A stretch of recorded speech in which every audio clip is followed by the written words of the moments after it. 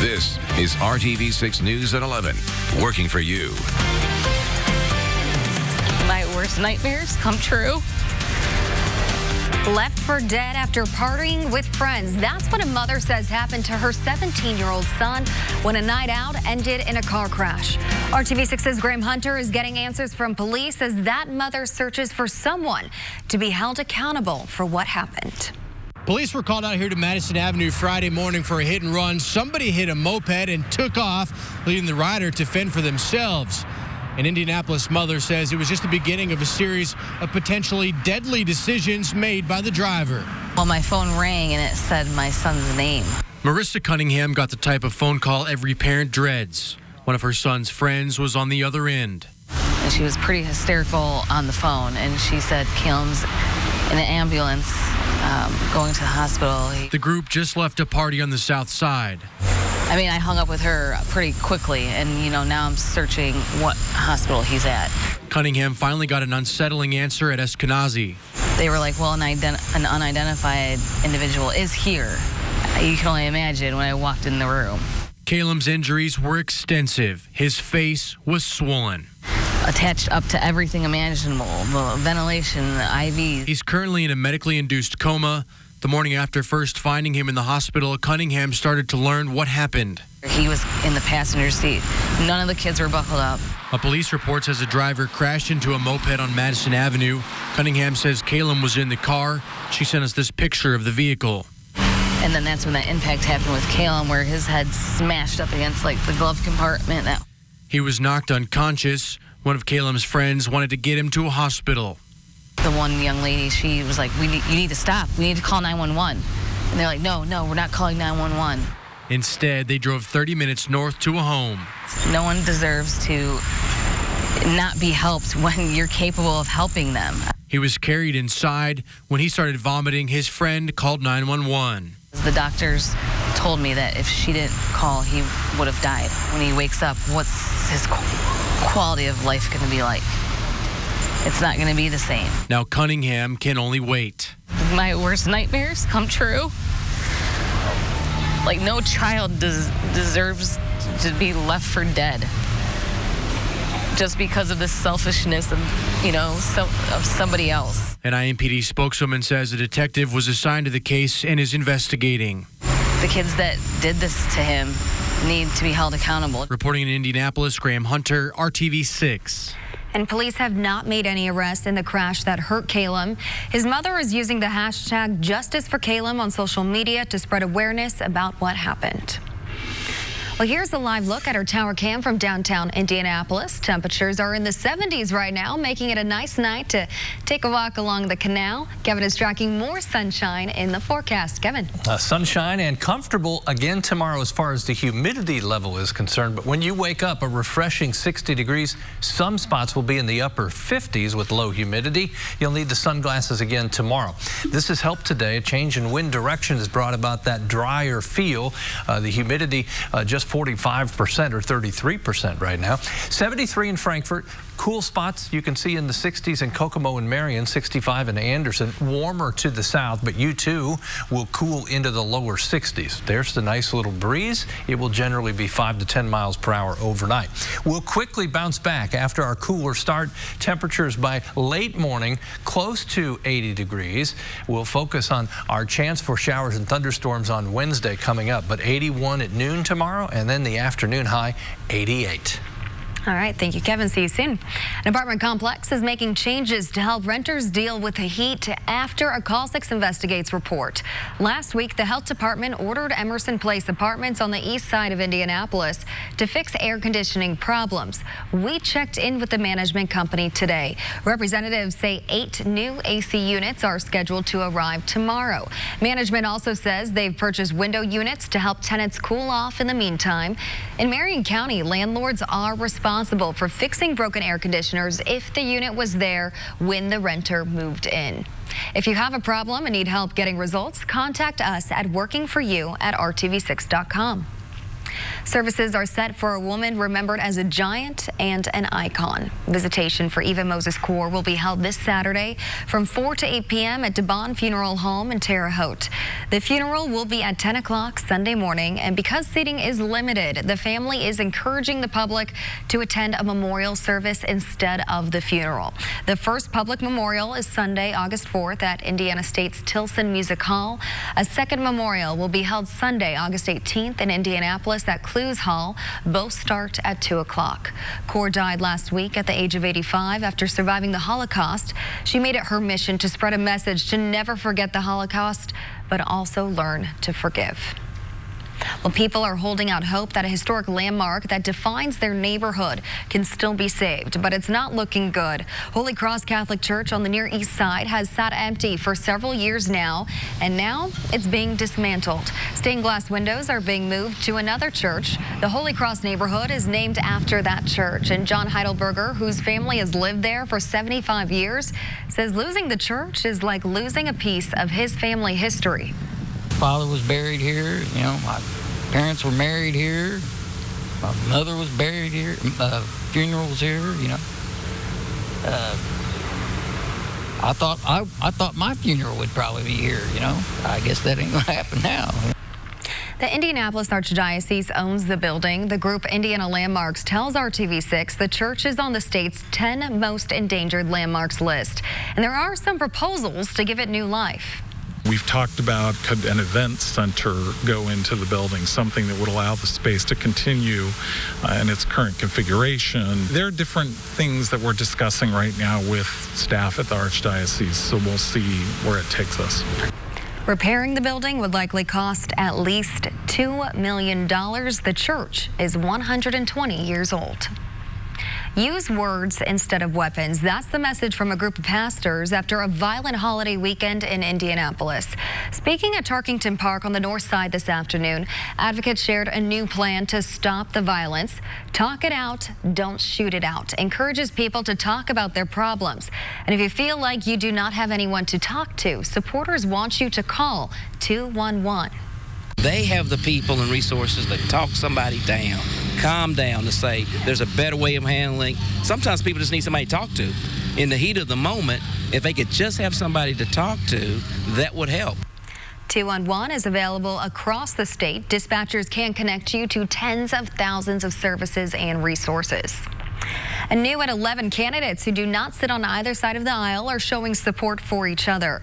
Independents held a rally outside the city-county building tonight. John Schmitz is running for mayor of Indianapolis as an independent. He's facing roadblocks to get on the November ballot, though. He and other candidates are calling for unity and change. I wanted to bring our group together, show that we can bring unity and that we are a viable force in this process. Well, I had a great experience with my signatures, and the election board done a great job in verifying me.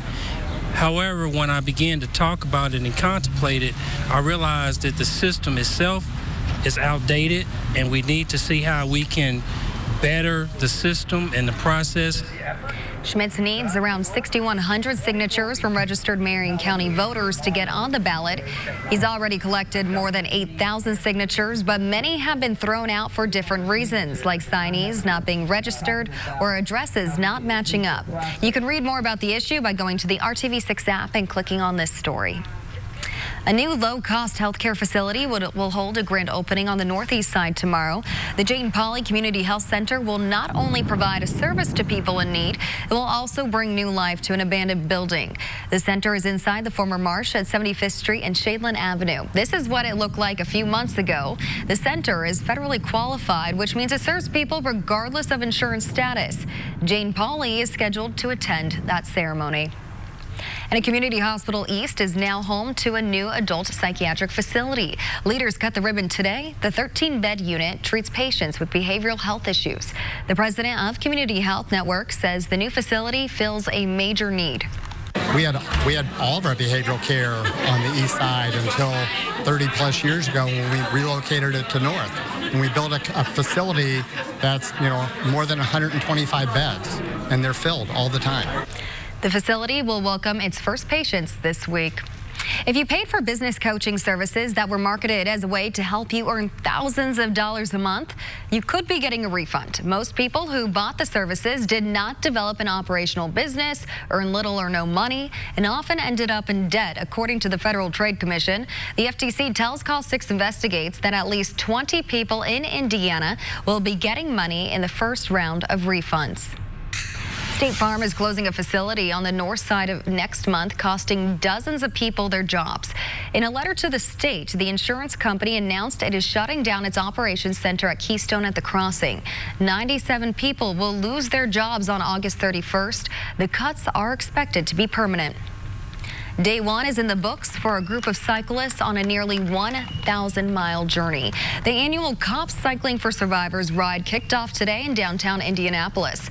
The ride raises money for families of fallen officers across Indiana through scholarships and memorials. Participants say the event builds a connection between them and survivors. I'm riding for my son, Nick Schultz. He was killed in the line of duty in September of 2014. If you like to bike ride and just have fun, I mean, it is physically tiring, and if you have a connection, it's emotionally tiring, but just to see these people together, you have your moments, but then they have fun and laugh and joke, and you can talk about Nick whatever you want, so it's pretty cool.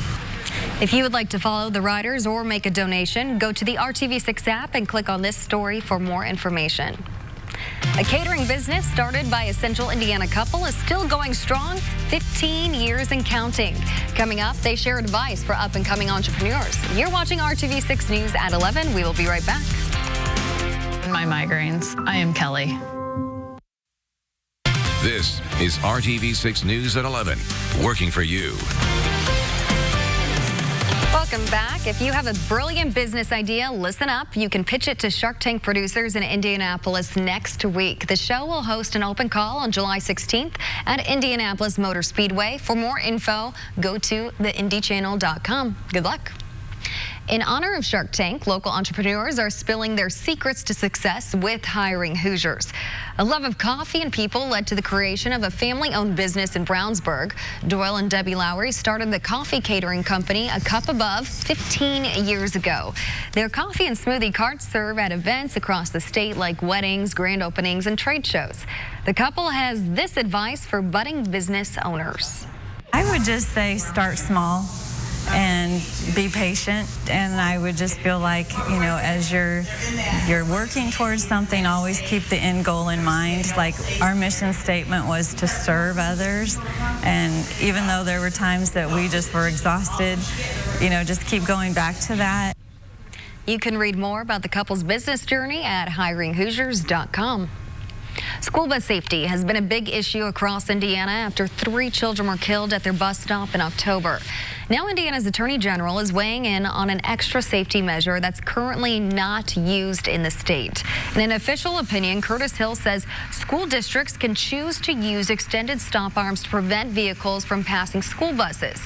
He says the state board that sets safety standards for Indiana school buses can authorize the use of the extra long stop signs that are already used in other states. This year, Indiana lawmakers passed legislation that increases the penalty for passing a school bus with a stop arm out in response to the deadly accident in Fulton County. And the South Bend Police Department is asking for prayers and privacy after the death of an officer's child on a cruise ship. Authorities say the 1-year-old girl slipped from her grandfather's hands and fell to her death from a ship docked in Puerto Rico yesterday afternoon. The grandfather told investigators he lost his grip while holding the girl outside of a window. Royal Caribbean Cruises is calling the death a tragic incident and says it is helping the family.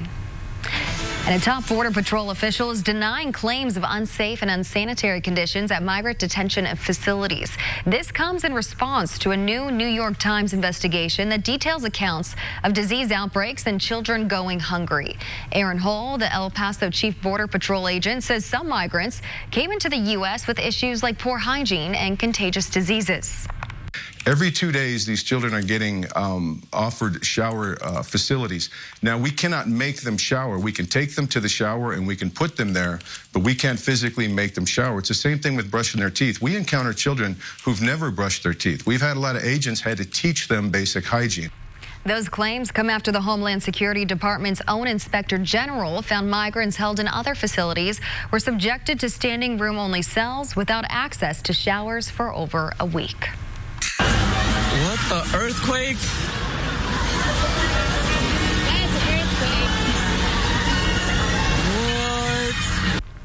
New tonight, President Trump is issuing an emergency declaration for California. The move allows federal help to be sent into the state following powerful back-to-back earthquakes. ABC's Megan Terizian has the latest from Ridgecrest, California.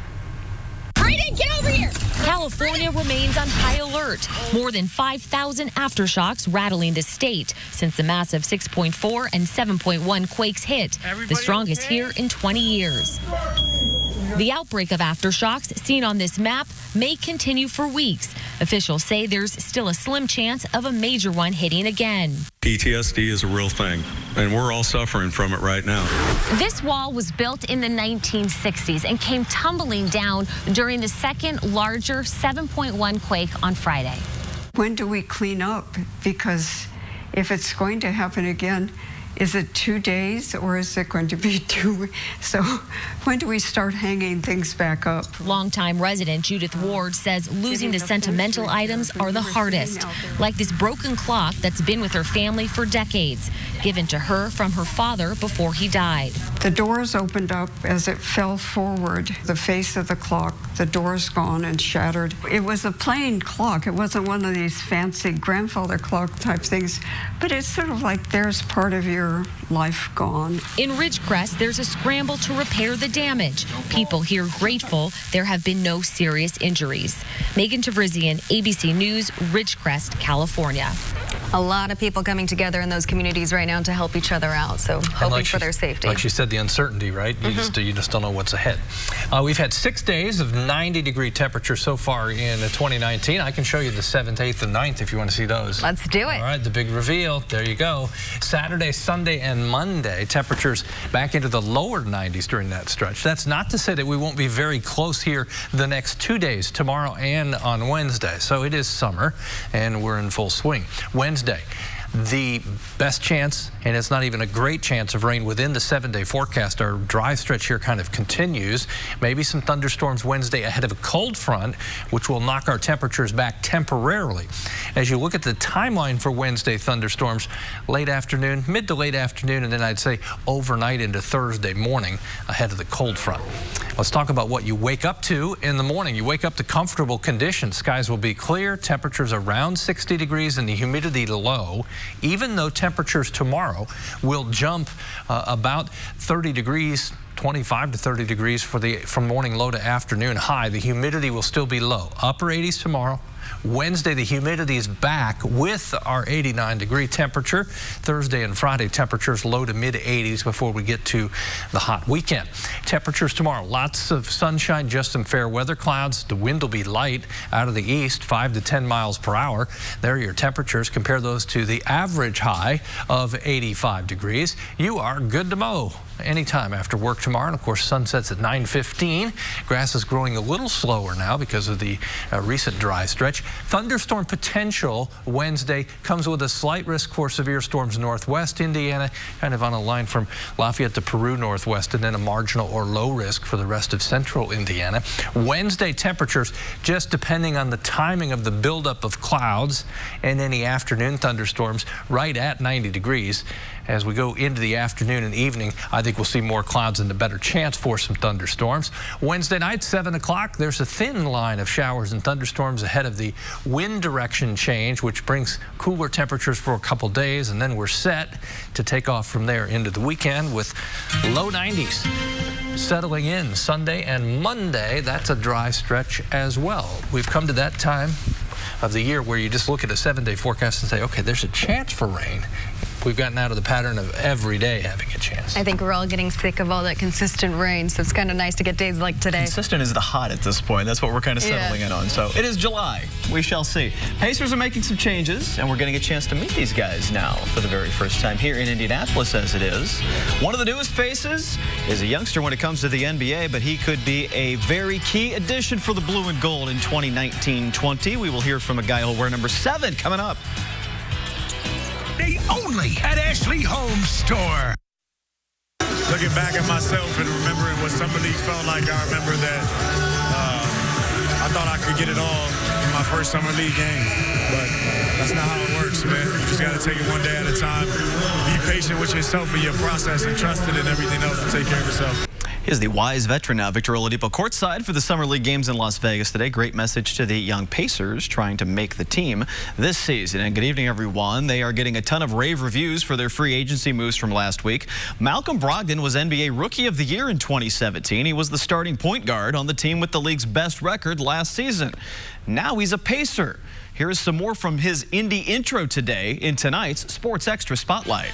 Today really is an epic day for the franchise. I've watched Coach McMillan coach this team. I've watched their toughness, their defensive ability, and focus on that end, and their ability to play together and win games as a team. And there is no one guy that is taking all the shots every night. They have a selfless leader in Victor Oladipo, and that's a guy I want to play with. This is a coach I want to play for, and a team I want to be a part of. To be able to bring Malcolm on board, it feels like the perfect fit for this organization. I think point guard is my best position. Not even having the ball in my hands. It's just being able to make decisions, being able to influence what happens on the floor and bring guys together and lead them to win.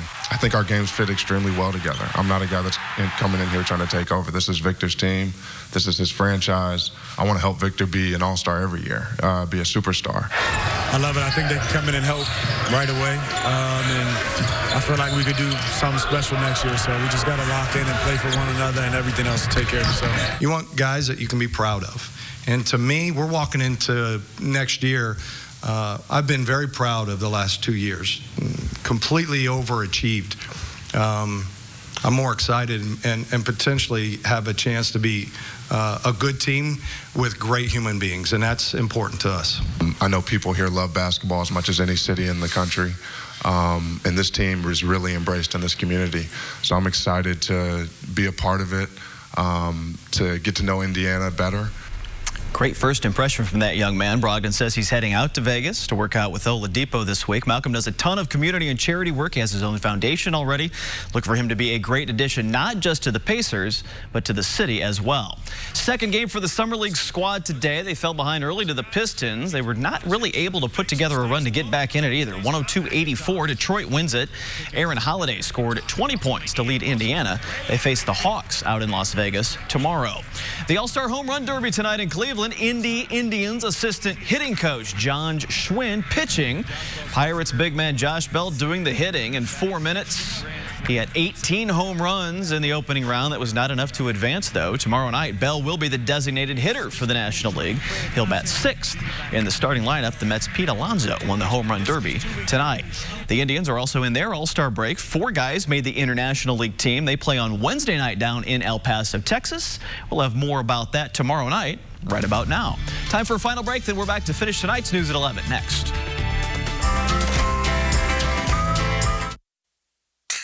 Welcome back. If you're not too proud to dress like a cow, you can score free food tomorrow. I mean, come on, that's awesome. Chick-fil-A's annual Cow Appreciation Day is Tuesday. A cow costume will earn you a free entree. The offer goes from opening to 7 o'clock in the evening, and we want pictures. I would love to see this. Chicken to see more sunshine. You will see pictures, I am sure. Temperatures tomorrow, 79 already by the time we get to 11 a.m., about 88 for the afternoon high, but with low humidity. Okay, well, thanks for joining us tonight. Good night.